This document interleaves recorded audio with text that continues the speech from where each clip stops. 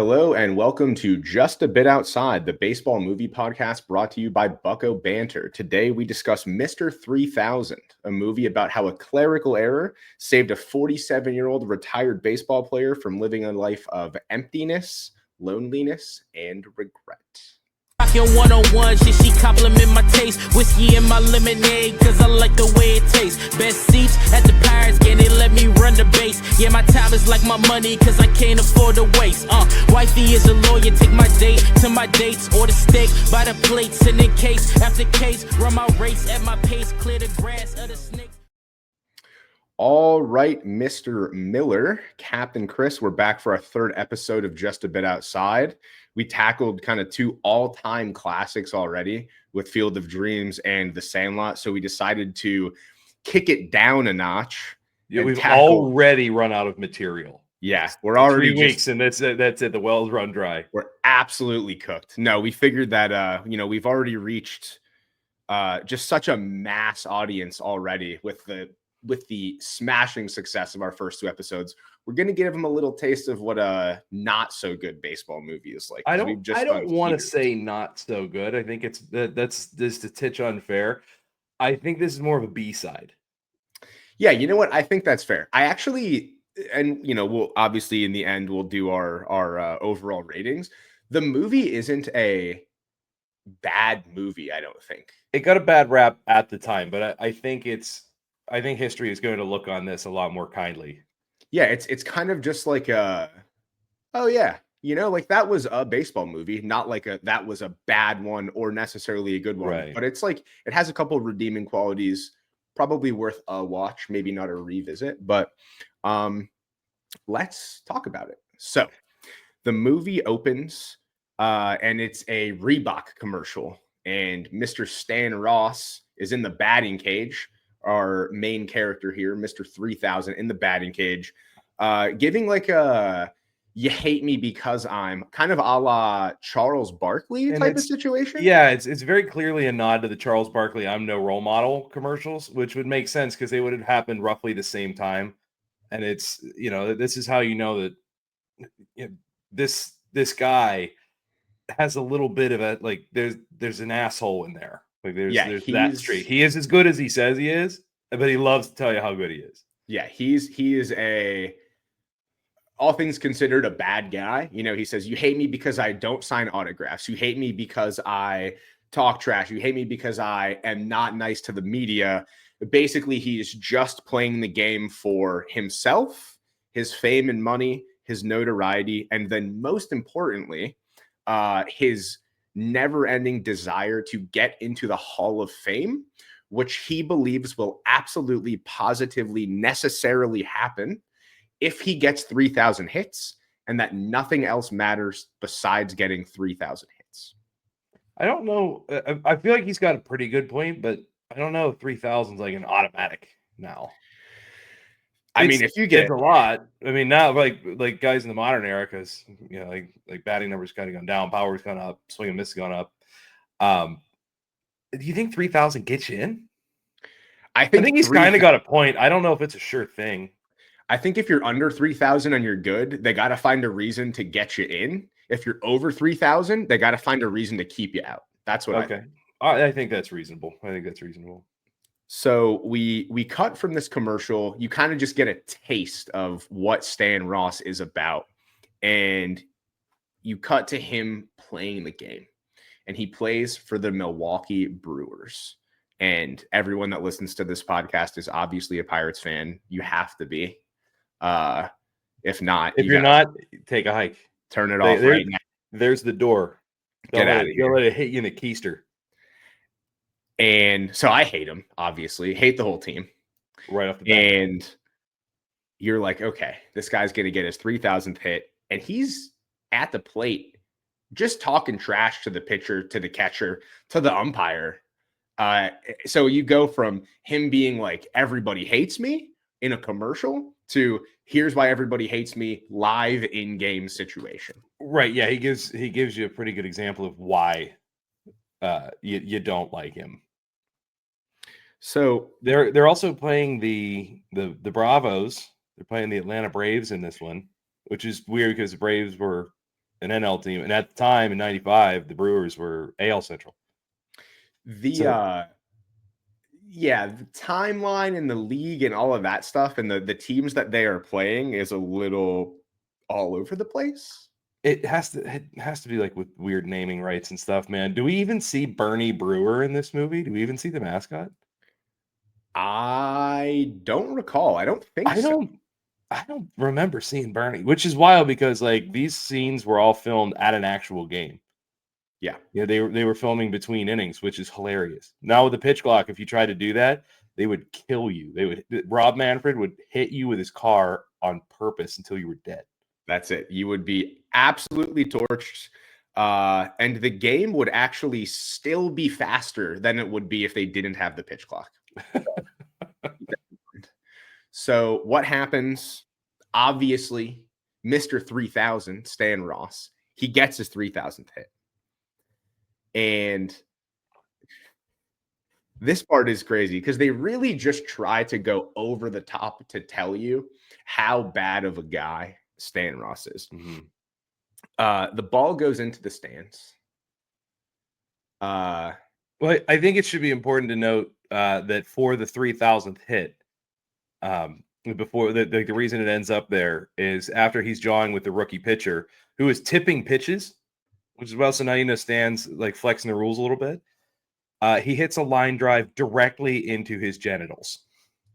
Right back at the pitcher. Safe at first base. He legs it out.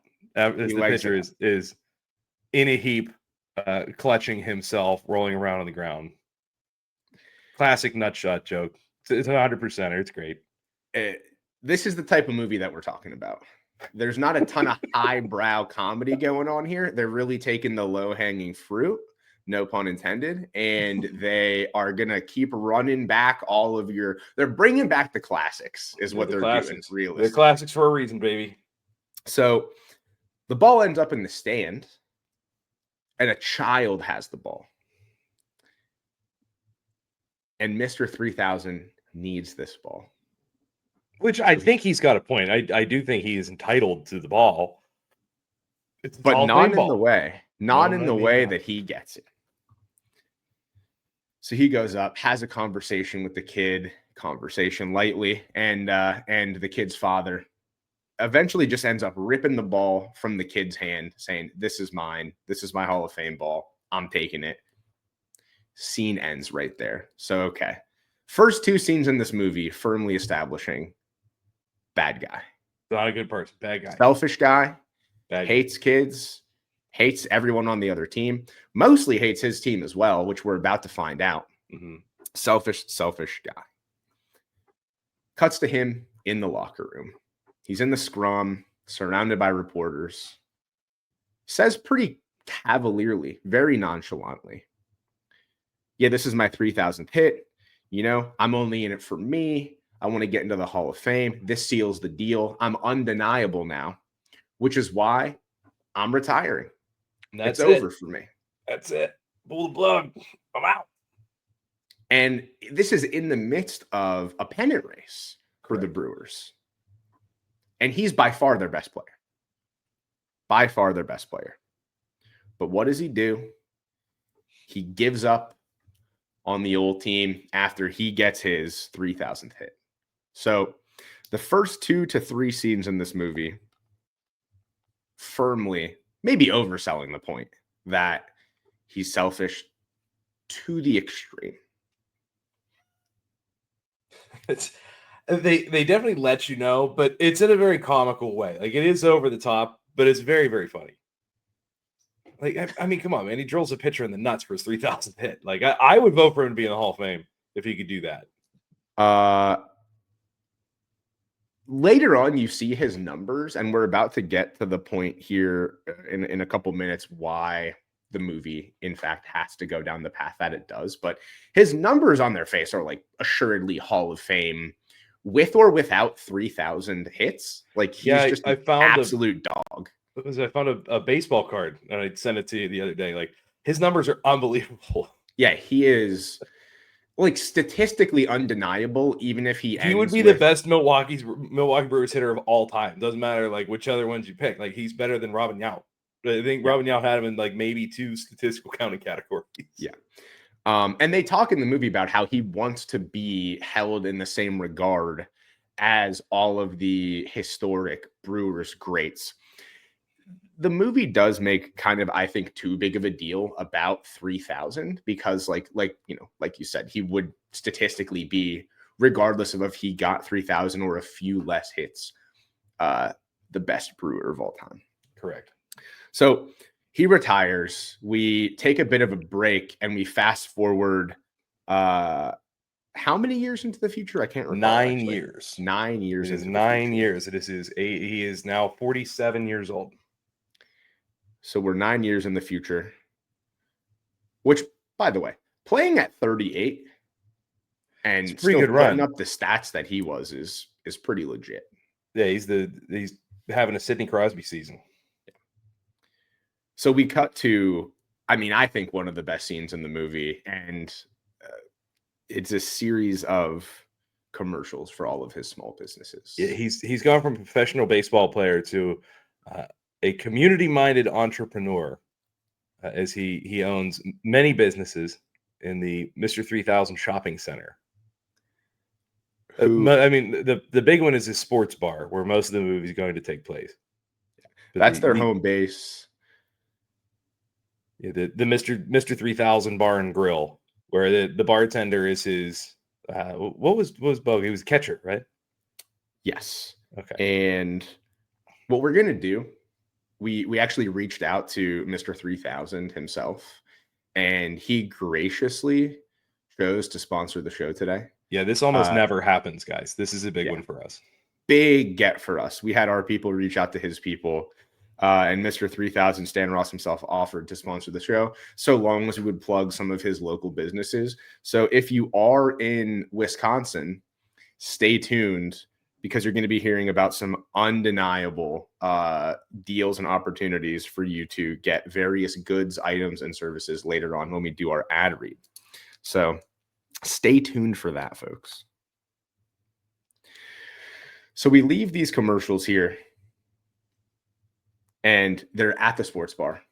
Stan and you get introduced here to his buddy Boca, who played with him during his tenure with the Brewers. And Boca is now the bartender at the Mr. 3000 Sports Bar. And he's played by Michael Rispoli, who you've seen in basically every show about gangsters, every gangster and show and film of the last like 35 years. Yeah. But more importantly, to show the passage of time, he no longer has the frosted tip mullet that we see him with, and I believe he's on deck for the 3,000th hit in the first game. But he no longer has the mullet, which he has traded in for an absolutely gorgeous velour tracksuit, which you're going to see him wear a number of throughout the rest of the film. It really is just like they plucked him off the set of like a gangster movie and during like a casual scene, and they're like, do the baseball one now. And then they just put him back and forth in between the two. Yeah, he was just going from there to like the butcher in The Sopranos, just like back and forth, back and forth, back and forth. So I think at this point, I don't recall if they have this conversation right now. I think they do, about how he has failed up to this point in his career to get into the Hall of Fame. And he's missed it by fewer and fewer votes each year. Mm-hmm. So they start to create a little bit of a ploy to drum up some more votes and get him into the Hall of Fame. So now their plan is for Boca to pitch this idea on his behalf, and it's going to be a number retirement ceremony, and we're going to have all the old teammates get together. It's for the fans, they say over and over. It's for the fans, and we get to meet the owner of the organization, played by Christopher Noth, Mr. Big from Sex and the City. So you already know that this is not a good guy. This is not a trustworthy person. It's also bizarre that he's eating like a turkey sandwich. Like during the meeting, he's just having a big sandwich. And I always thought that was in really bad taste. But he turns and there's behind him a big mural of all these cheering fans, which assumedly is from the 3,000th hit game. But watching him turn, you can see the machination is going here as the owner. He wants to put asses in the seats because now the Brewers are very bad. And The this Brewers is going to be, they're very bad. yes, they are comically bad. And this is how he's going to turn his season around. And he's finally going to put butts back in the seats. So it cuts to the retirement ceremony, the number retirement ceremony. Mr. Ross has a couple monikers here as well. So I know last week we had the Colossus of Clout, the King of Crash, the Sultan of Swat.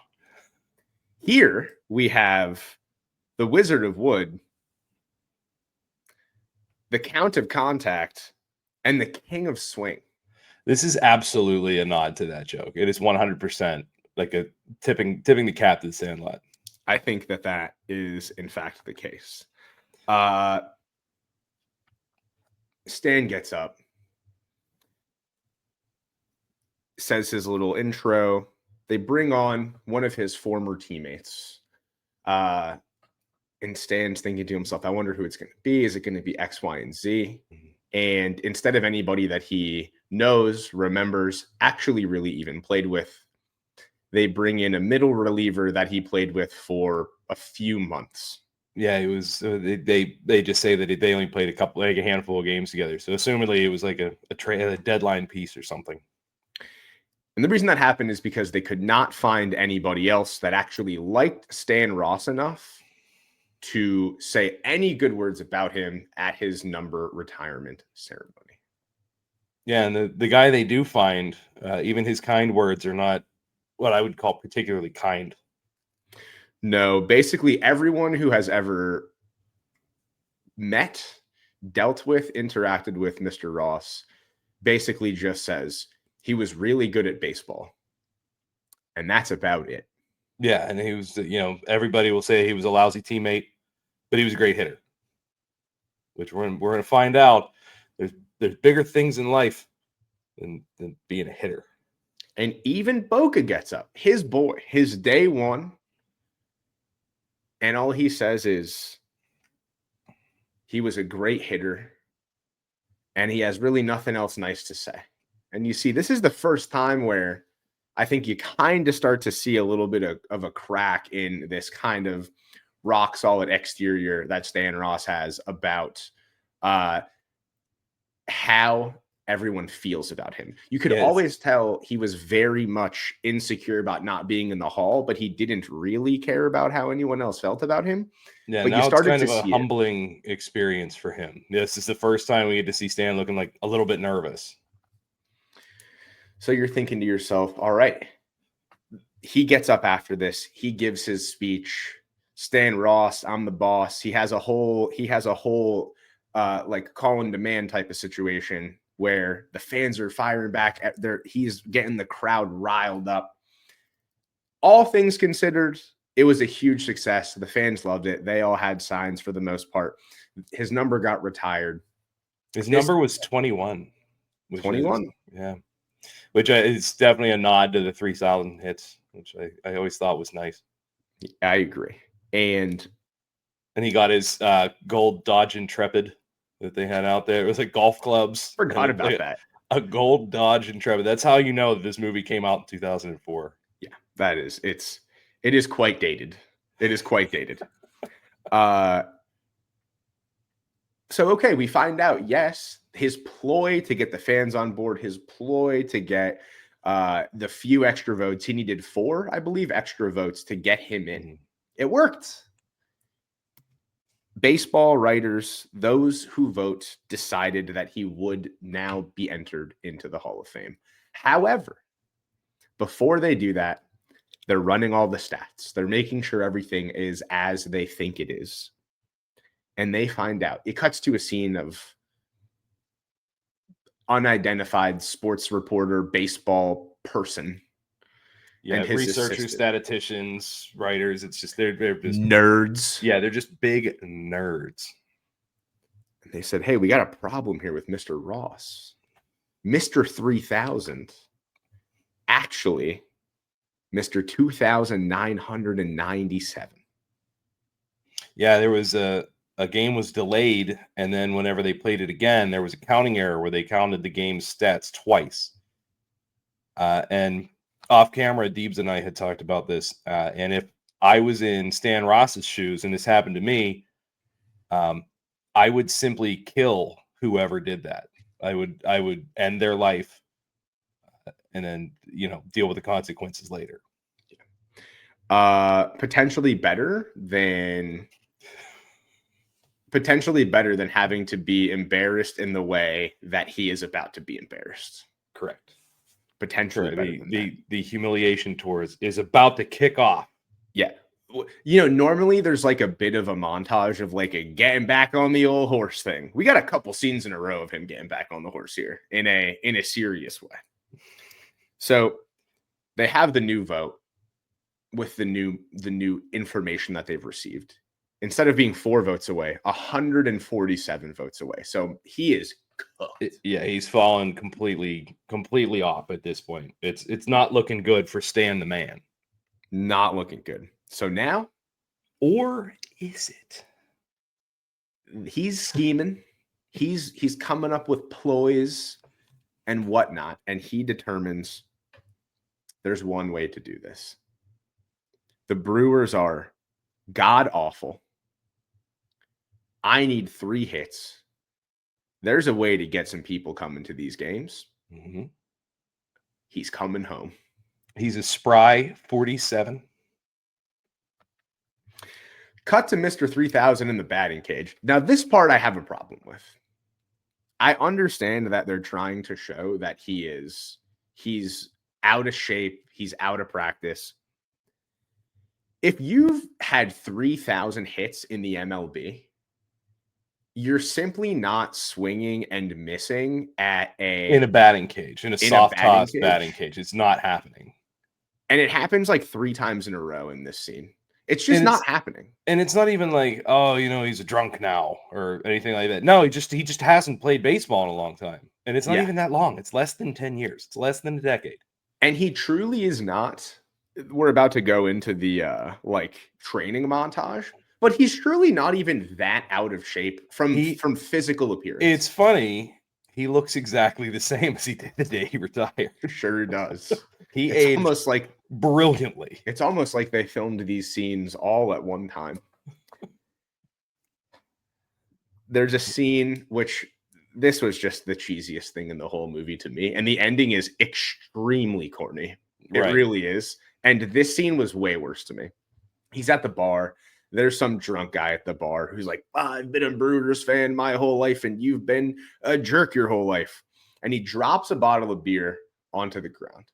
And Stan Ross is like, yeah, what the hell, man? Yeah, why did you just make a huge mess in my bar? There are better ways to illustrate your point than to, 1, spill a whole beer on the ground, and 2, make a huge mess in somebody else's bar. Don't do broken glass. He says, it took 0.4 seconds for this bottle to fall from my hand onto the ground. That's how much time you have to determine if the pitch coming from the pitcher is a fastball or a breaking ball.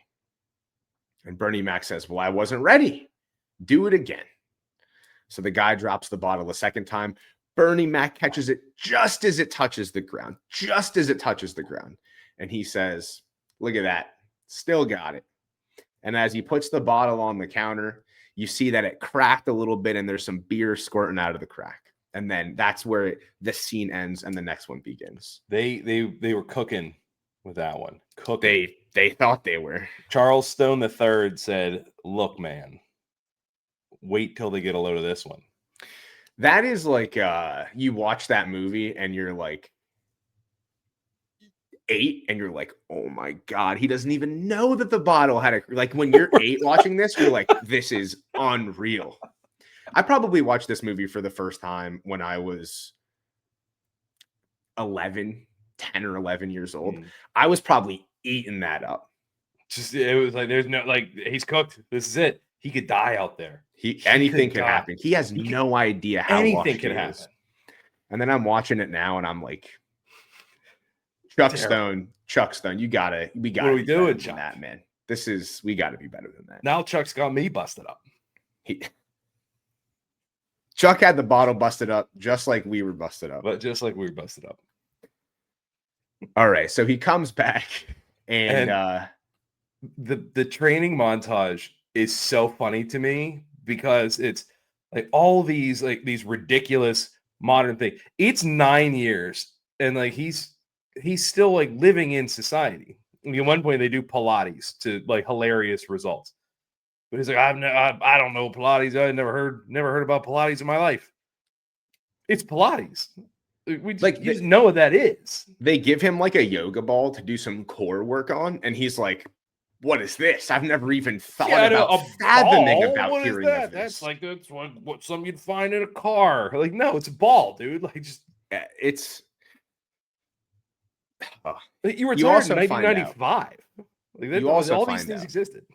that he has to play first base, so he has to really get his cardio going to play first base. Apparently, they cut to a montage of him riding a stationary bike, which Spinning class is brutal. Like, he's right. I don't know if you've ever done a spinning class, but it's hellish. it is like the amount of sweat coming off of him in that scene is like an unhealthy amount. But I mean, unhealthy if you amount. think about it, like there's been a lot of like physical specimens at first base. Just to use Pittsburgh, Daniel Vogelbach comes to mind. Rowdy Tellez, like these guys are shredded. Like they're on that. They're in that spinning class every day, Pushing the limits of the pinnacle of the human form. Dare I say? Dare I say? And really, anybody that says otherwise is just jealous that that is peak male performance and that they cannot accomplish the same things that Mr. Vogelbach and Mr. Tellez did. And honestly, it's like don't project your insecurities onto them. You know, they're not body shaming you. So They're just not. You know what? Grow up. How about that? You don't have to convince me. Cut to Mr. Ross at a press conference. Now, this just another one hitting home how bad of a dude he is. It just showed him struggling to do 5 push-ups. He couldn't even do 5 push-ups when the training montage started. He started from 0, baseline. Yeah. And now he's saying, can I help the team? Of course I can help the team. I'm Mr. 3000. This is a bunch of little leaguers out here. Of course they need me. Just absolutely just throwing the whole team under the bus before he's even had a chance to get one major league at bat in his return stint. He's still got his fastball, man. He's still got it. He don't got it. It turns out he actually don't got it. So he's he's getting the opposite of him getting it. He then gets pressed quite hard by the media. And this is when we're introduced to our to the love interest of the movie, to the, I would say, the main kind of antagonist throughout the movie as well. I mean, the antagonist is kind of him getting his 3000th hit. Yeah, he's also kind of his own antagonist a little bit. But yeah, no, I think that's a good way to describe her. ESPN journalist Mo X. It remains unclear if it is perhaps a fling, played by Angela Bassett. She was honestly like the big get for this movie, which is crazy because I mean Bernie Mac turned out to be incredibly famous, but this is Bernie Mac's first leading role. So getting Bassett in here lent a lot of credibility to this movie. And I thought the casting was great. The chemistry between them as the movie goes on is amazing. We were talking about this earlier off camera, but like the scenes without both of them together, Bernie Mac and Angela Bassett, each of them is just carrying the scene for the most part. Yeah, like there's some decent acting, but like nothing that is strong enough for you to be like, oh, okay, there's enough charisma or talent in these scenes to like really push the movie along. So it does right off the bat. Like we do know that she is like kind of his equal here. She's going to be the yin to the yang because she does hit him with a Yamama. You can tell that they've had some past experience together.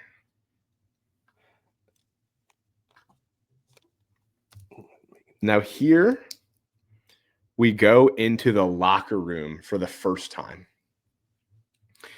And we meet some of his teammates. I believe at this point, is this the point when he walks into the locker room and he sees it is. He walks into the locker room. He sees by his locker a walker that all of his teammates. He's already getting ribbed by the new guys. We actually did skip one character that was introduced. You're correct. We did. And honestly, and we talked about this earlier, my personal favorite character in the entire movie, and I believe yours as well. The costumed racing bratwurst. And we get to meet him in the bathroom struggling with a zipper. And he's asking Bernie Mac for help. And it sets up some tension there. Yeah, Bernie Mac is just saying, absolutely not going to help a talking sausage unzip his pants in the bathroom. Not going to do that in any world. Setting the tone for what will maybe, I'm going to retract what I just said. Maybe the antagonist of the movie is the talking sausage. The antagonist of the movie is, it's probably the sausage. The bratwurst. It could, in fact, be the sausage. And, he says, like, he was a big fan. And the fact that Bernie Mac won't help him, now there's some contention there. And he's going to use every opportunity that he can to make fun of Bernie Sanders over and over again for the rest of the movie. Bernie Mac. Or Bernie Mac. Did I call him Bernie Sanders again? You sure did. I'm going to keep doing it. Hey, listen. It would have been better if he came back at Bernie Sanders' age. What if it was Bernie Sanders? What if Bernie Sanders was nice at ball? This is a biopic about Bernie Sanders.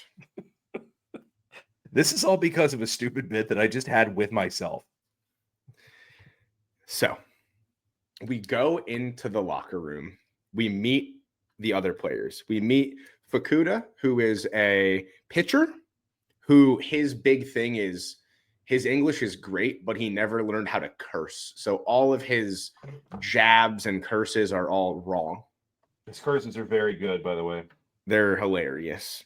You meet Skillet and I think Minadeo, who are the second baseman and shortstop. Degenerate gamblers. Degenerate gamblers making up little games amongst themselves instead of paying attention to the game. You meet Fryman, who is kind of the only one who's like kind of welcoming to Stan Ross, basically saying like, "Hey man, you got to watch out. Everyone here hates you because he's got a way with catchers." He does.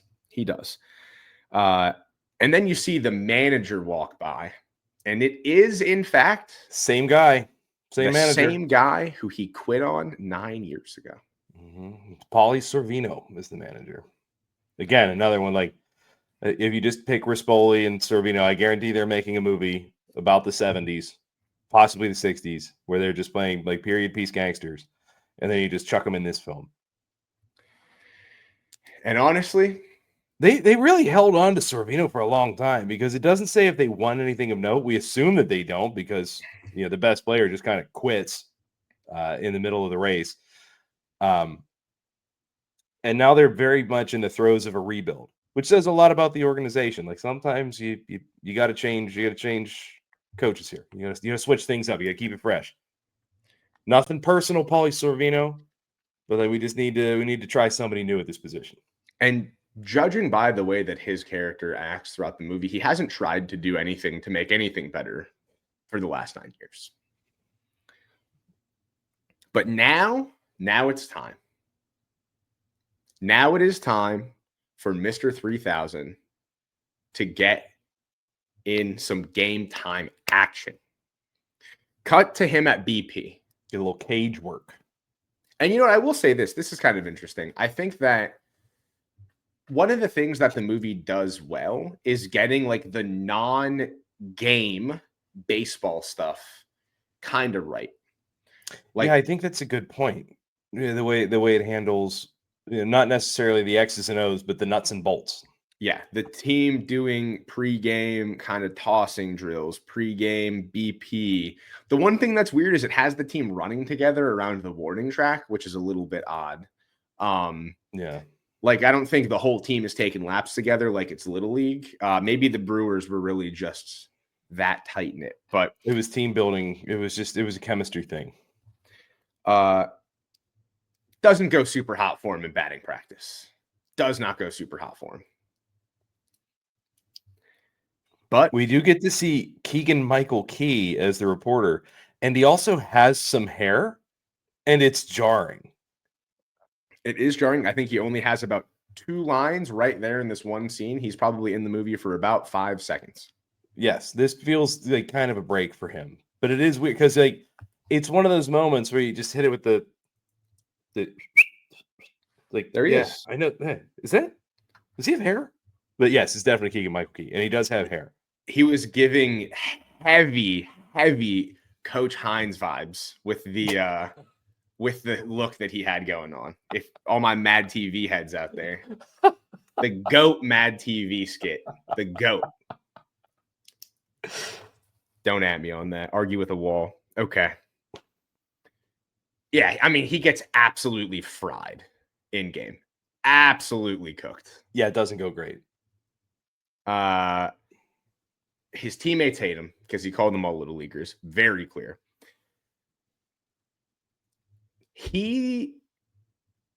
His swing and his batting stance. It's bad. It's bad. It's kind of like a worse version of the like turn of the century ones, like the old black and white grainy stuff, like the old mechanics where everybody's standing like straight up, like perfectly upright, and they only swing with like their elbow, where they just kind of like swat out at the ball. There's a whole lot of arms going. It's yeah. He is just slapping. He's slapping. Yeah, it's not good. It is not good. He gets cooked. It cuts to a scene of RIP. The biggest RIP and the most sincere RIP that we ever have given and potentially ever will give on this show. Stuart Scott, the GOAT. Yeah, we've actually got 2 really big RIPs in this movie. We do have 2 really big RIPs. Yeah, but Stu is up there, man. Stu is a game changer. And he is absolutely killing Stan Ross. I mean, oh yeah, everybody's just getting dogged, flambeing him up one side, down the other. I mean, ripping him up, being like, this is just an absolute joke that they would even think about doing this.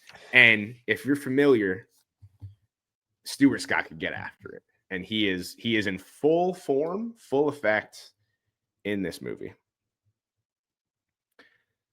Before we get that one, we have like a fairly menacing shot at the owner's box, and he said we had 35,000 people here, and we're committed to this, so they're going to keep trotting him out because people are coming to the ballpark to see him get 3,000 hits. Like, oh, it's Stan Ross, of course he's going to get a hit.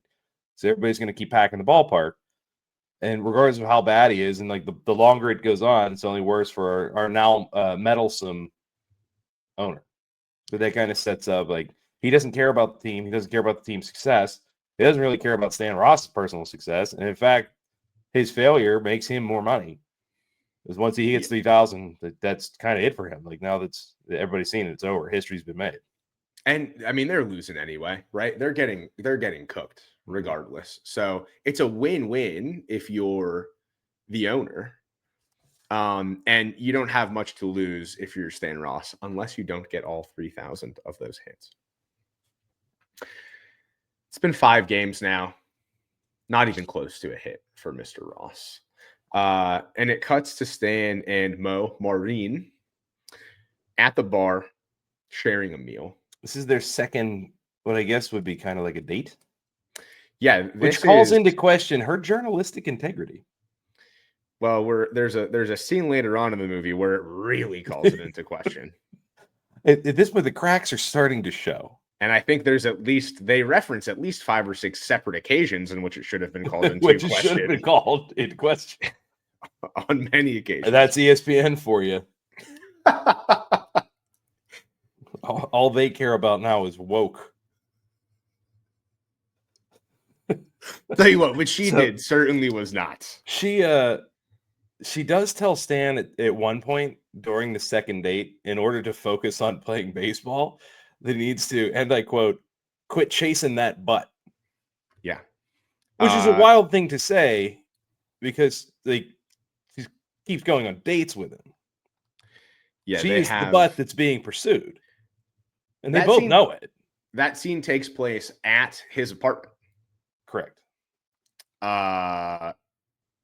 The timeline is very interesting. It seems like they're picking things right back up where they left off. And neither of them being very kind of discretionary about it at all. It's wildly unprofessional on both of their parts. Extremely. And we're going to see how much further they will take it. So we have, competing storylines here now, right? We have Stan Ross trying to get 3,000 hits, but also this blossoming, reigniting of this love interest with Mo, with Angela Bassett here. And we're going to flip-flop back and forth between these storylines throughout the entire movie now. So cut back to the game. It's pretty clear that nobody in the entire clubhouse cares about the game at all. The role players are just there, and they're preoccupied. Shortstop and second base doing their own thing, making up their own side bets, playing their own little games. They're always betting on something, and it keeps getting progressively more and more stupid and mundane. And even T-Rex, extremely selfish, doesn't care about the team at all. It's very clear. He's getting his stats. We did not give T-Rex Pennebaker his flowers. T-Rex Pennebaker is is it safe to say the only good player on the Brewers? Yes, the only good player on the Brewers. Yeah, the only good player on the team. But he's an absolute electric factory. He's on the cover of the baseball video games. Absolutely tattooing the ball. Let's Stan know like what the score is. Like you're old news. I'm the new, like, it makes fun of his bat. Like swing a 34 ounce bat, swing a 36 ounce bat. All that, which I'm pretty sure is like a dick measuring reference, which I'm still here for. 100%. He also has a really, really stupid tattoo where it's an 8-ball on his chest that says T-Rex, and it's very clearly fake. Yeah. It's like the most like I'll tell you exactly what it looks like. If you ever played like NFL Street and you got your like create a character and you're like, oh my god, I'm gonna get this guy tatted up. Yeah, I'm getting and it's like that's like what you get. It's like because it was always like barbed wire, a 8-ball. dragon, and a flaming 8-ball, and it's like all of those things in one. But it also says T-Rex, which, I mean, those are all cool things. Those are all cool things. However, this tattoo very much not cool, unfortunately. And it's his only tattoo. Yeah, kind of a tough look. But at this point, you kind of see Stan trying to be a little bit of a leader because T-Rex just hits a nuke. And he does his little trot around the bases. And there's a discussion where he's like, you see that? I got mine. And Stan says, yeah, we're losing. There is a couple of flubs on the field. This should be a ball game right now. But now you're carrying what on. runner picked off. Somebody dogs it out of the box, gets thrown out. Just poor fundamentals. Poor fundamentals. Yeah, runner picked off at first base, and then there was an error in the field, but the runner didn't leg it out. He just gave up on it. So instead of the game being what would have been 5-4, it's 5-2. Or it would have been a ball game had they not. Yeah, I think it would have been. I believe the game would have been tied. Yeah, but we're starting to see Stan see a little bit of himself in Pennebaker, and it's another humbling experience, a troubling experience for Stan. And Stan says, hey man, you got to listen to me. And T-Rex says, get a base hit and then come talk to me. Right. So Stan trying to lend his wisdom to a guy he sees going down the same path as himself. That guy doing exactly what Stan did in that position when he was a youth. Cut back now. We're really just flipping back and forth between the two storylines at this point, right? It's like baseball, love interest, baseball, love interest. Stan and Mo at his apartment. They're getting unprofessional. A little hot and heavy. You know what? There could be some potential canoodling. I got hot and heavy written down and underlined in my notebook right now. And for some odd reason, Stan thinks that, like, of all the times that this would be like a genuine thing to happen and that they're going to have a fairy tale ending here, that, like, this is the time. You know, what better time than now? And moral of the story of this conversation, Mo basically just says, I'm just here covering you for 3,000. Like, as soon as you get it, I'm outie. I'm out. Yeah, everybody out. Ain't nobody gonna care about this anymore. And then Stan Ross has a headache, and there's no more hot and heavy. The old switcheroo. And this sends him on a bit of a spiral. Yeah. On a bit of a spiral. And I think the next scene in the movie here, to me, is a scene that stands up against a lot of stuff in a lot of other sports movies. This next scene, to me, is awesome. I'd put 2 stars by it. Great scene. He just got what is effectively rejected or told he wasn't worth it by Mo. He's getting absolutely fried in game. Yeah, his teammates don't respect him. Some are like openly hostile towards him. He's got nothing really going at this point. So he's sitting down alone, eating Chinese food from his restaurant, which will get name dropped later. Probably, we would think. And he's watching TV, and he's flipping through the channels, and every channel that he goes to, he's just getting dumped on. And I have to give a lot of credit to this movie for absolutely nailing all the contemporaries. Like, if you had a show, regardless of network, you were in this movie as yourself, dogging Stan Ross. Dogging Stan Ross. Stuart Scott saying he sucks. Cuts to Best Damn Sports Show. It had Tom Arnold just getting drilled. Tom Arnold saying some stuff you wouldn't be able to say today. I'll say that. Tom Arnold, was it Tom Arnold said that the girl in the sausage outfit would have a better chance of getting a hit. Now, the only reason anybody would know who was in that suit is because of the Pittsburgh Pirates. Because Randall Simon famously, accidentally, according to Randall, and apparently the girl afterwards, hit one of the sausage runners in the face with a bat. And this is a real thing that happened. It turned out it was a young woman. I believe she was 16 years old. She was injured. I believe he broke her nose, and they were worried that maybe fractured an orbital. Like, he hit her in the face with a bat. Was arrested in the clubhouse after the game in his uniform, handcuffed and removed from Miller Park. This is all 100% real thing that happened. She ended up not pressing charges or anything, but yeah, Randall Simon and Sausage Gate was a very real thing that happened thanks to the Pittsburgh Pirates. And that girl gets her shout out in a Bernie Mac movie. I almost said Bernie Sanders again. That movie's still coming. Leno dogs him. Leno absolutely roasts him in this one. It cuts to one of my favorite shows that was ever on ESPN. It cuts to the old pals Tony Kornheiser and Michael Wilbon. Mm-hmm. They got the face going, and they're cooking them. They're cooking them too. Everybody, and deservedly so. Like, this was a sideshow, and now it's very clear that he's a joke. And the camera's spinning, and as Tom Arnold and John Sally are giving their takes, they appear in the room with him.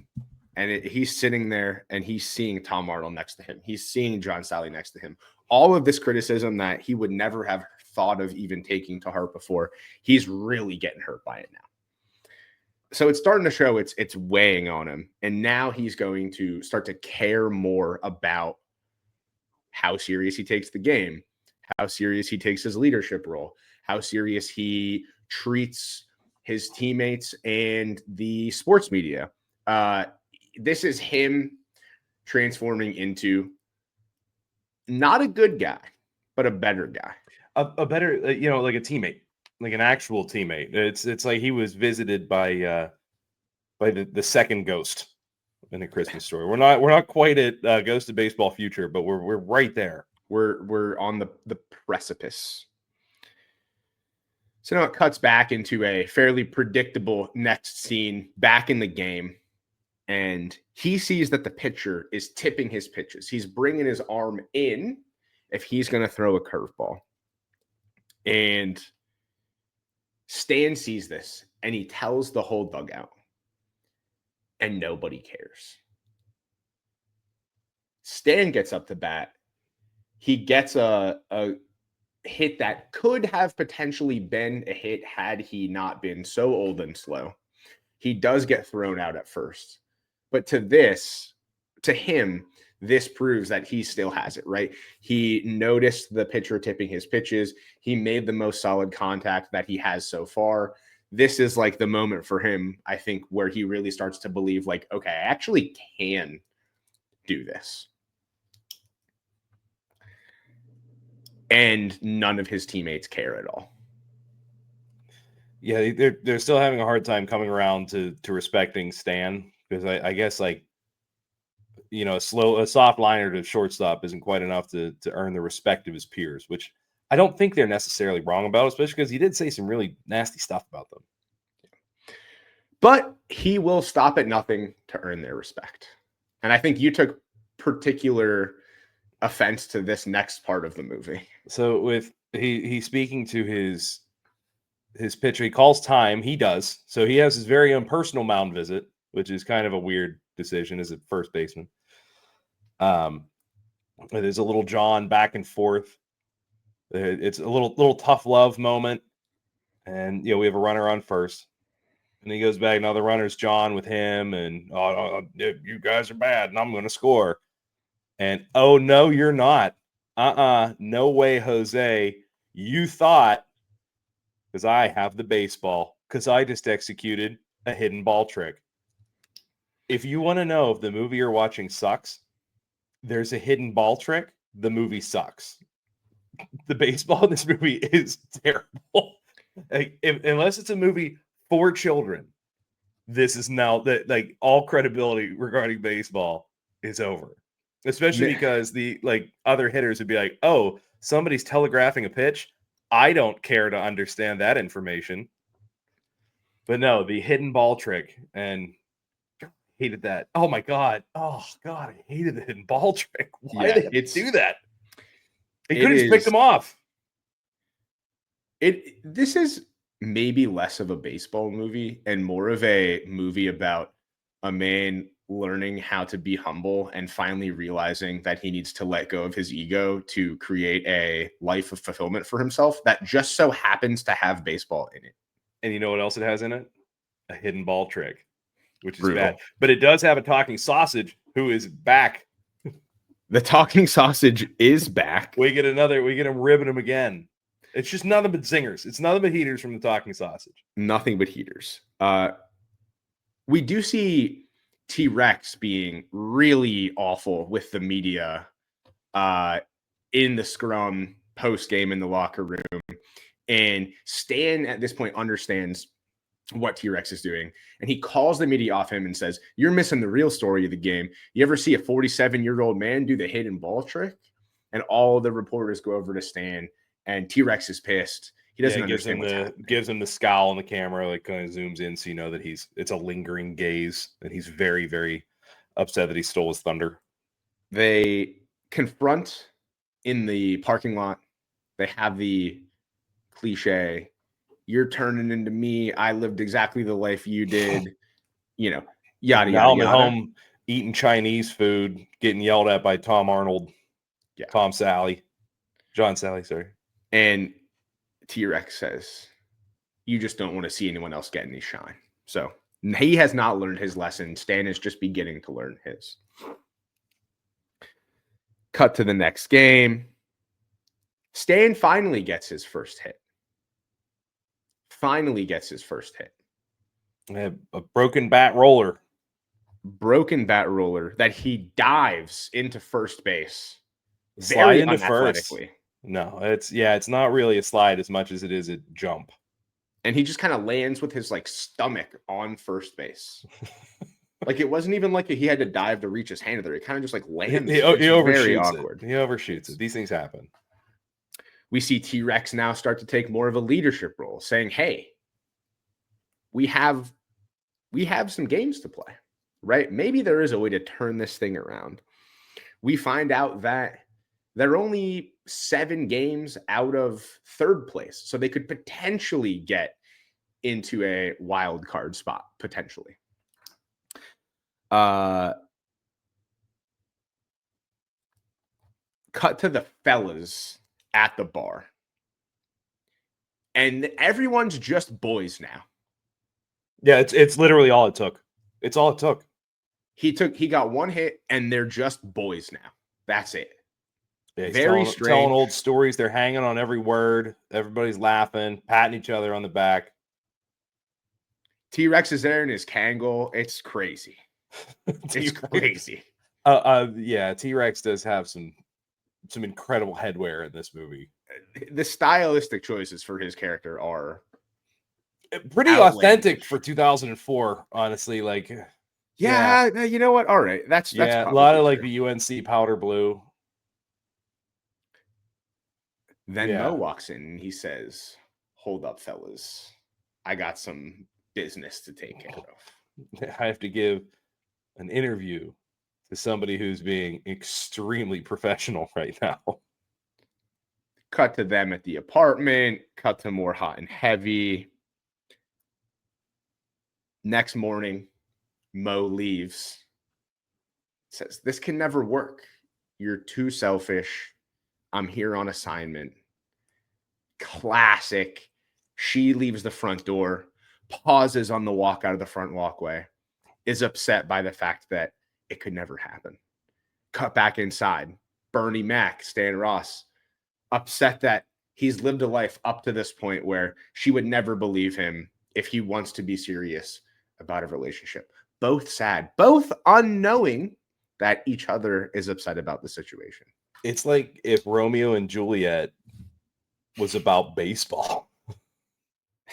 If Romeo could just ball out and Juliet was a journalist sleeping with an athlete while on assignment.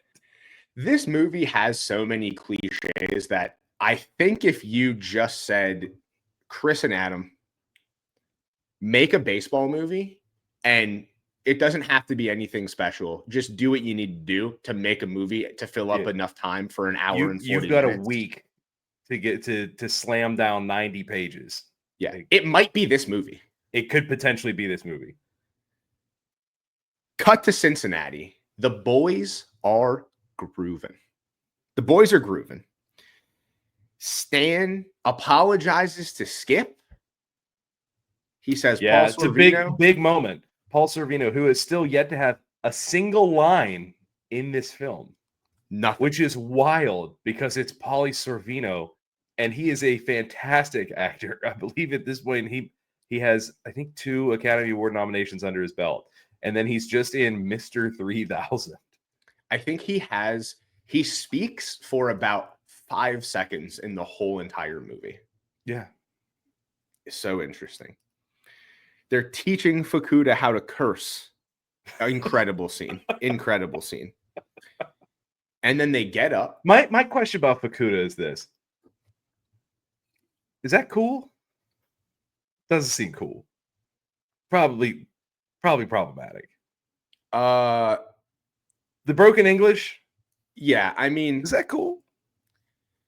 There's a lot of things in this movie that were probably borderline in 04 that certainly don't hold up today. Yeah. Certainly the Tom Arnold stuff, that's for sure. Some of Tom Arnold shit, but that's always been Tom Arnold. Like Tom Arnold probably still says that today. Not okay. Not okay. And the This stuff is with post Fukuda, Roseanne Tom Arnold. yeah, the Fukuda stuff, not Is great. that cool? I don't think that's cool. Okay. I'm with you. Cut to Stan Ross at the plate. You know that this is going to be a big moment. Everything's been grooving. And what does Stan Ross do? He hits a walk-off dinger to Just beat barrels one. And it was it was no barely squeaking over. Right, no, it's tank. He nuked it. And he pimps it out of the box. Crowd goes bananas. Absolutely just bonkers. Everyone's flying high. And for anybody keeping track at home, that is hit 2,999. Cut to Stan Ross talking to ownership. Chris Noth is saying, you're not playing on the road. You're getting 3,000 at home. We don't care about the hit. This is all about making that guap. This is about that ched, brother. We need that Skrilla. We need the Skrilla. The dockets. Cake. And brother. this Cake. is happening at home. And Stan Ross now is saying, hey, I'm still, and this is, to me, the funniest part of the movie. I have this quote written down, starred, underlined. He says, I'm still 2 for 51. Sausage is walking. Sausage rolls by. He's 2 for 58. Another promo. You're 2 for 58. Yeah, I'm 2 on my last 51. Oh no, you're 2 and you're 58. And then he like has a little jaunty song about it. Yeah, I don't know exactly what he says. But yeah, he had the stats wrong again, which is it's a recurring theme with counting statistics. And he says, yeah, but my team needs me out there. And then the owner says, the line of the movie to me, Stan, you heard the sausage. You're 2 for 58. They don't need you out there. We're going to wait for you to get home to get hit 3,000. Stan, you heard he has a point. I know that, like we as the audience know that this is all speculative. Like he just wants to make the money. But he does have a really good point. Like they are rostering a guy that's 2 in his last 58. He is not even close to a replacement level player. Not even close. Yeah, it's very much, it's a sideshow. So they say, but what you're going to do is you're going to do every TV spot you can and promo your 3,000th hit when you get back to Milwaukee in as many ways as you possibly can. Bam. Now we're on to the second TV montage, whereas the first one, they were all trashing him. Now he's doing all the TV spots. Now all the people that were trashing him are like, wow, we can't believe we had it all wrong. There's a lot of glazing going on in TV Tour round 2. Krispy Kreme, hot and ready, brother. I mean, it is unbelievable. Wilbon and Kornheiser. Some people were preying on his downfall. I have to apologize for saying I was one. Arnold and Sally apologizing. Stuart Scott, hey, we had it wrong. Then Jay Leno, tail tucked between his legs. This scene ends with him doing Leno and skipping a practice that he called to bond with the team and skipping an exclusive that he scheduled with Mo to do Leno. And what does he do on Leno? Classic Stan Ross.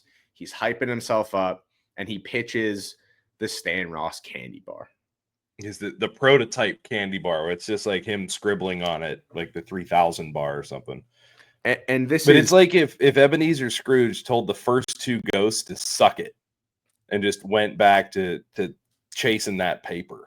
I mean, this is just like the most classic trajectory of like any rom-com you've seen. It's like troubled man, woman who's like a million gajillion times too good and hot for him.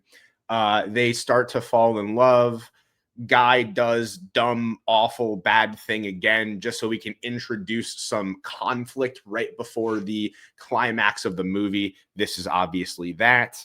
And then everything, as we know, obviously, as it does in every feel-good movie that has ever come out, it does work itself out in the end. However, not before he gets back to the bar.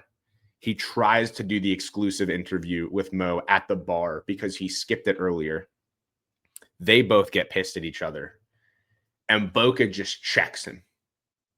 He says to Boca, am I really, is this really that bad? Did I really make a mistake? And Boca says, hey, man, you're consistent. You're always going to look out for you. And we always know what you're going to be about.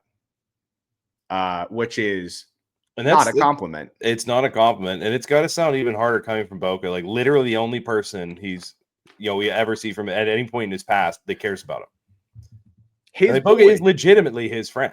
Yeah. He's called Boca, by the way, because he dresses like he's going to move to Boca Raton. Yeah, it's the velour tracksuits. It is literally, other than the one scene with him in a uniform, all we see him in are velour tracksuits. And it 2 points in the movie, a fanny pack. So now we get back for the final homestand. 3 games left for Stan Ross to get hit number 3,000. First 2 games, he missed that practice, getting fried the first 2 games. Yep. Not doing well. Third game, we come up. They're hitting him clean up behind T-Rex just for a chance to give him an extra AB. Team's still not loving him. I think this is the point in this where they get into a little bit of a dialogue about why they play the game and what a baseball song really is. And this happened shortly before they got benched. Before he got benched for the away game. I see. Okay, so I'm conflating here, but this will prove. But I believe it was the last game that he had played, and this will prove to be an important thing. He says that he was just a kid growing up in the South Side of Chicago, or no, Atlanta, Chicago. Mm-hmm. And the baseball song to him was the ice cream truck song. They ask him what the song is, and he's going like, what the hell do you mean? He's thinking like take me out of the ballgame or whatever. And it's a cool moment of reflection for him because all he was doing in the summer all day was playing baseball, and the good humor man would park behind them. Well, he was the Mr. Frosty. Or Mr. Frosty, man. Mr. Frosty part and play that song. So that song will always remind him of playing baseball in the summer with his friends and just playing ball. And then you think there's going to be some beef, T-Rex. As he interrupts them for not taking the game seriously. And he says, we got a game going on here. And anyways, that's not the baseball song. I'm from Philadelphia, and we had the good humor song. And then he goes on to sing that song. And that further kind of bonds the two together. But now we're back. Final game. He's batting cleanup behind T-Rex, setting the table for the pinnacle of the movie. First at bat, Stan needs a couple extra Wheaties in the bowl. Stan needs a couple extra Wheaties in the bowl. Some real WTP, little warning track power on his first at bat here. Second at bat, he comes up 50-50 ball. He probably gets there, beats out the throw. All I'm saying is if review existed, he's probably safe. Yeah, if review existed, he is safe. I went back and I frame by framed it on my computer because it's what Joe Torre does now. That's it. That's actually how he watches all the baseball movies too. He just can't help himself. Frame. He can't help himself. But yeah, he gets thrown out, and there's a seminal moment in the film whenever finally Gus, the manager, gets his head out of his keister and storms out of the dugout and argues that he was safe. And we finally see Gus has his boys back. Stan Ross has proved himself enough that we finally get to hear the great Pauly Sorvino say 3 lines. And it's a big moment. All just reaming out the umpire. Right. Who deserved it? It was a bad call. Bad call. Like he got jobbed. It's a bad call. Yeah, he should have had 3,000 right then and there. But this sets up the pinnacle of the movie. T-Rex is up. It's bottom 9. They're down. They're tied. Tied bottom 9. Mm-hmm. T-Rex gets up, and you're thinking, well, if T-Rex hits a bomb here, game's over. Yeah, it's it. T-Rex gets a real piece of it. Hits off the wall.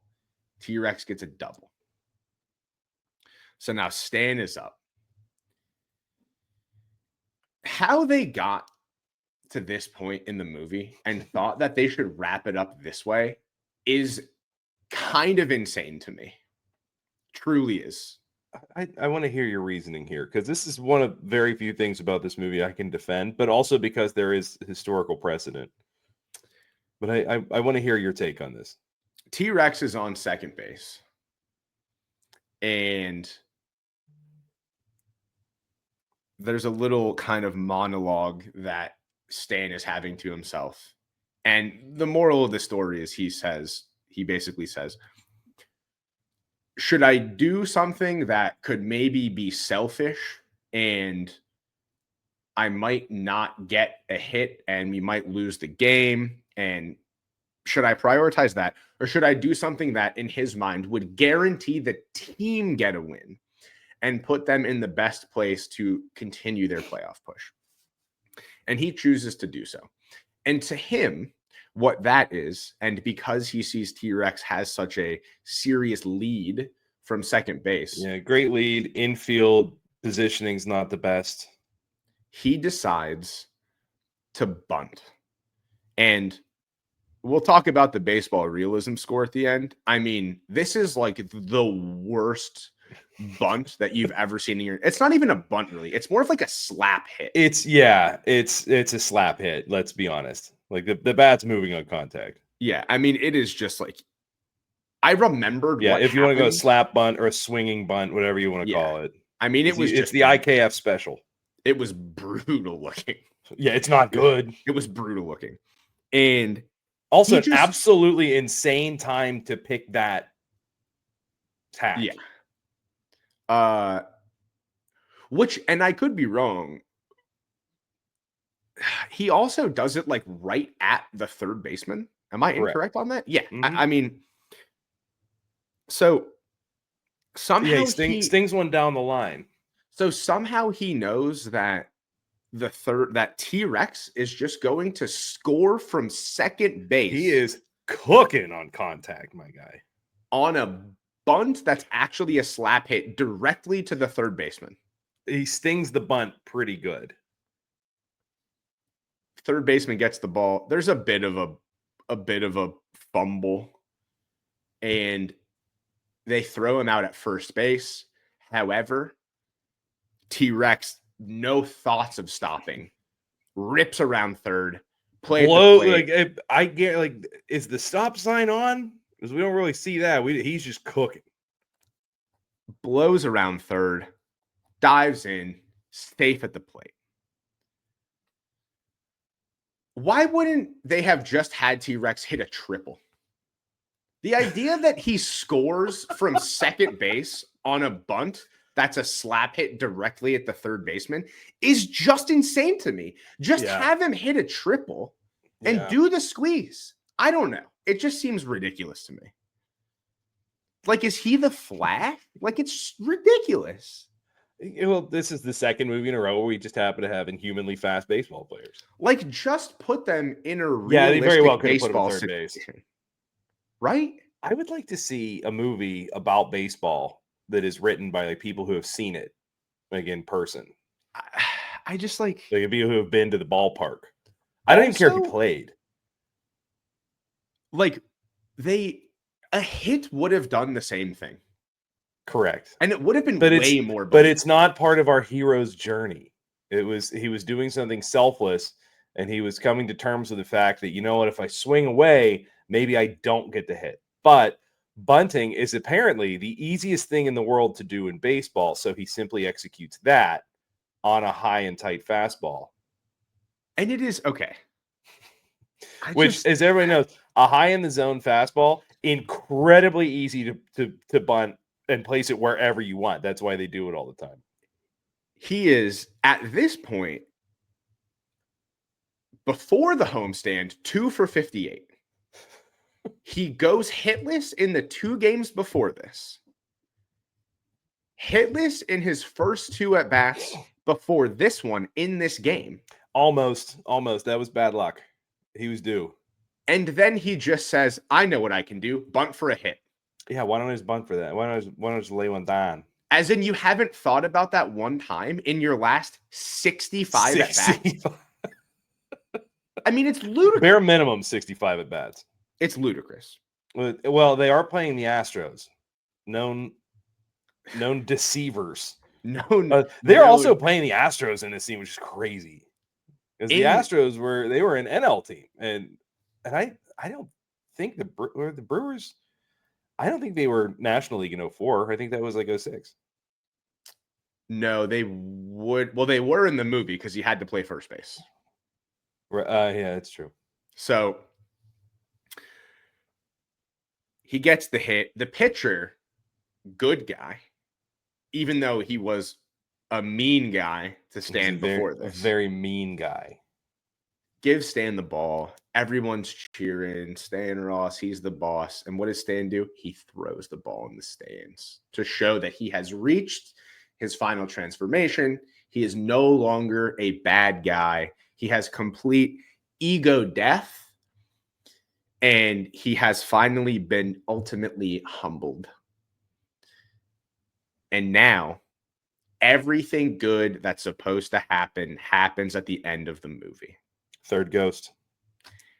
He gets into the Hall of Fame by a gajillion votes. I mean, he gets in there with ease. And you wanted him to swing. I'm telling you, brother. If he would have struck out there, he's still 140 off. Could you imagine? That would be incredible. Mo moves back to Milwaukee. Yeah. And they start going steady. Boca moves to Boca Raton. Good for him. He deserved it. And he's playing finally give up his life of bartending. He buys an ice cream truck that he parks outside of the Little League Stadium. And he sees an outfielder who reminds him of himself. And then just because it's a 2004 cliche baseball rom-com, man finds himself journey, we have to have the final joke of the movie be him finally taking an offer that was made to him earlier in the movie of being the spokesperson for Viagra. And then the movie ends. And then the movie literally ends on that joke. It's completely insane. This is, without a doubt, and I'll say it now, the movie that we will review that has the most cliches in it. Yeah, probably. Playing catch with your dead dad is like a big time cliche. But it's a cliche because of that movie. This movie has 10 more that are even more cliche than that. Like when they were writing this movie, they watched other baseball movies and just wrote down the parts that they liked, and then those were in this movie. And the parts that they liked were like the worst parts, and they weren't as good. And and they executed them more poorly. That never happened in Drumline, and also Uncle Drew, Chuck Stone III's filmography, his repertoire. Hey, we might have to do an Uncle Drew special. I'm in.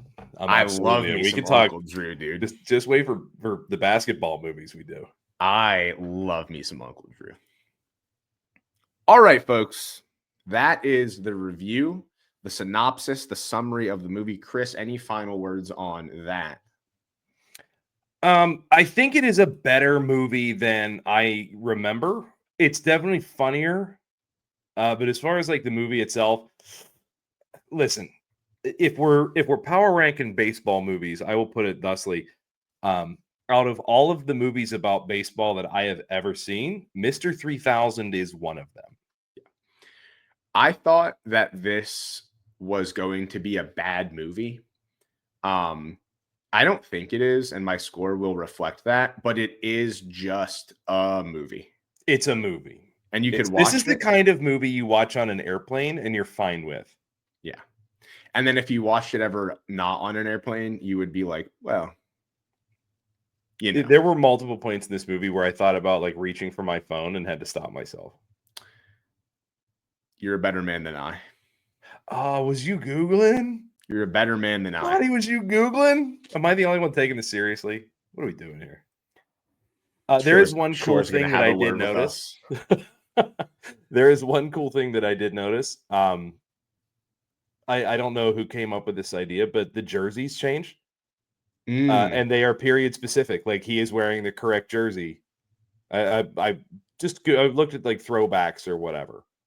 And no, he is wearing the correct jersey when he's playing, and then whenever he comes back, they had switched, and then he's wearing the different one, the modern one, which is pretty wild. The non-baseball baseball stuff, they actually get right.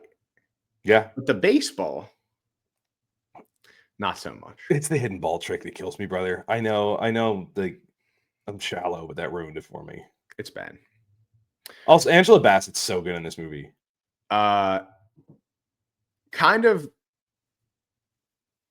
of the saving grace. Like Bernie Mac is obviously good, but like you can only do so much with the script that you're given, and it's just so. Bernie Mac is Bernie Mac in this movie. Like this is like he is always that good. Like Bernie Mac was hilarious, and he has that same like slick intensity.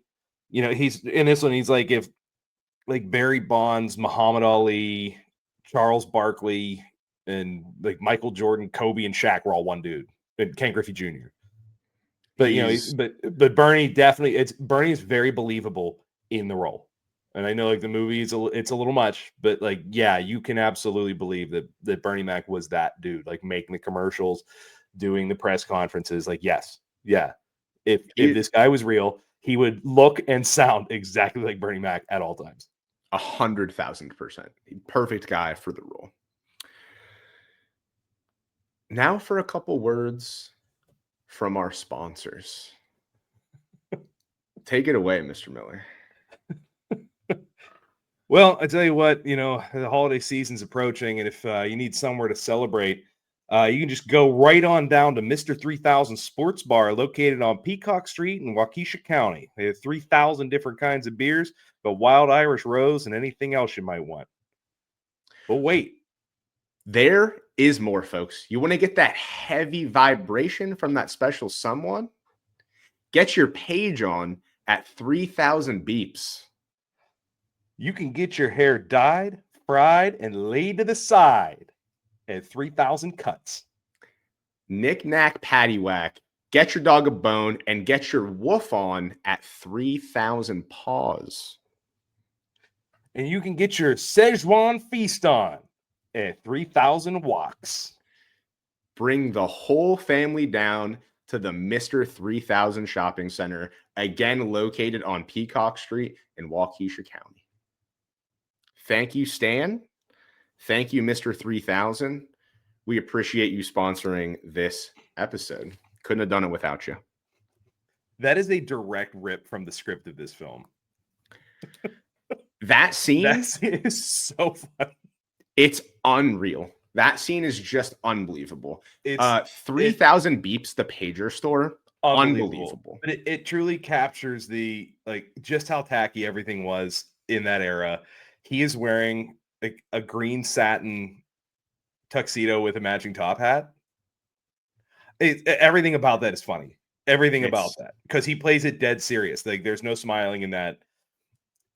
And again, Bernie's the man. Like Bernie, the man for the job. Absolutely the man. And this is the first movie where he's the lead role, which is wild. But another one, you know, he didn't have a particularly long career. Bernie passed away or young, so that's another rest in power. One of the kings of comedy, man. He was unreal. He really is. He really is. That is another huge rest in peace. 2 big RIPs in this one, for real. Let's get to, unfortunately, traumatically even, no nominations for this one. No, and I can't believe it. I can't believe it.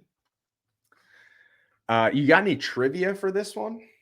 Other than like the uniforms being specific, I don't have a tremendous amount. We already kind of covered that. Chuck Stone was, he went on to keep his kind of like sports movie franchise alive with Drumline and Uncle Drew. But I don't. The cameos are deep, and like they snagged some names. Jay Leno, Stuart Scott, John Sally. We forgot about one of the big hitters, Larry King.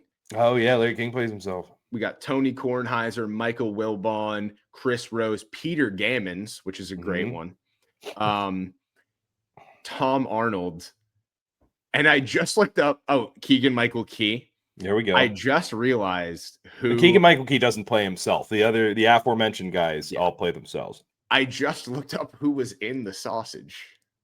Oh, that's I was gonna have you guess who the sausage was. I had no idea. It is none other than the early 2000s record-breaking, stadium-selling 2004's own Andrew Dice Clay wannabe, Dane Cook.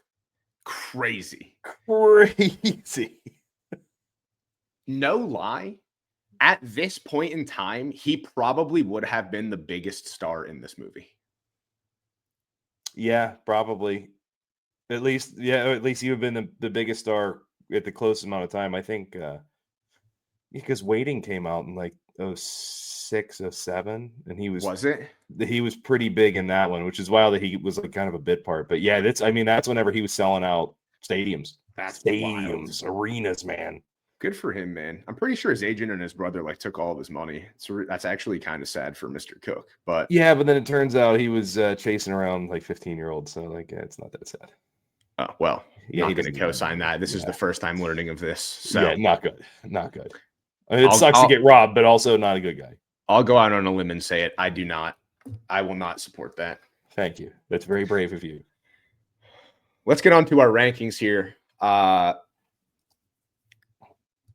I kind of struggled with this one because the movie's not great, but it's not bad. I'm going to go on just a movie scale.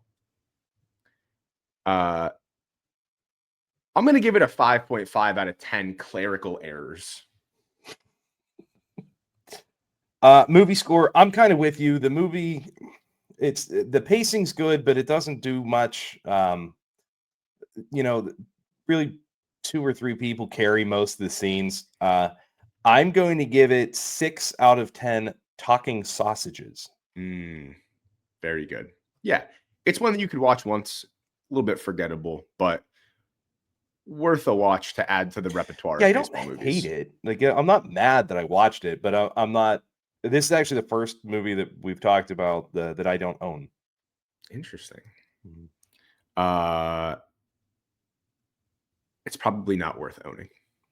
Yeah, I'm not gonna scoop it. Like if I see it like at a yard sale, perhaps if I can get this on VHS. Yeah.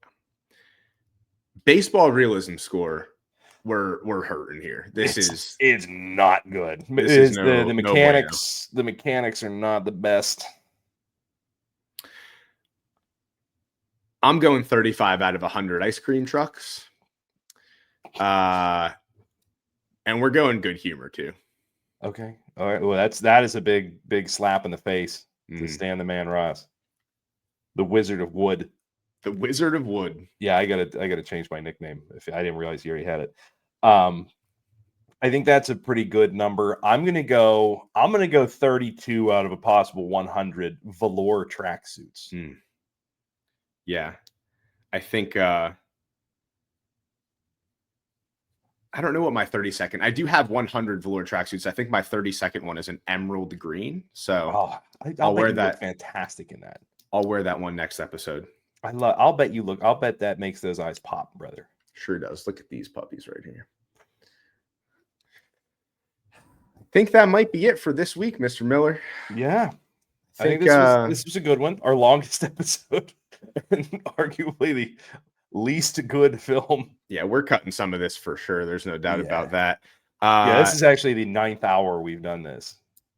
As you already know, and will continue to know and hear from me, like, subscribe, tell a friend to tell a friend, get your carrier pigeon, send a note to drop it in the middle of the town square. Take out an advertisement, local commercial a la Mr. 3000 beeps. You should do 3,000 subs. Take out a commercial for us and tell people to listen to, watch, and subscribe to Bucko Banter just a bit outside. Run around town with a megaphone, screaming it from the rooftops, and more to let people know that they need to watch. Ring the bell, like and subscribe. You know the deal. Thanks for getting your popcorn ready. See you next week. Best seats at the Pirates game, they let me run the base. Yeah, my time is like my money, cause I can't afford to waste. Wifey is a lawyer, take my date to my dates or the steak by the plate.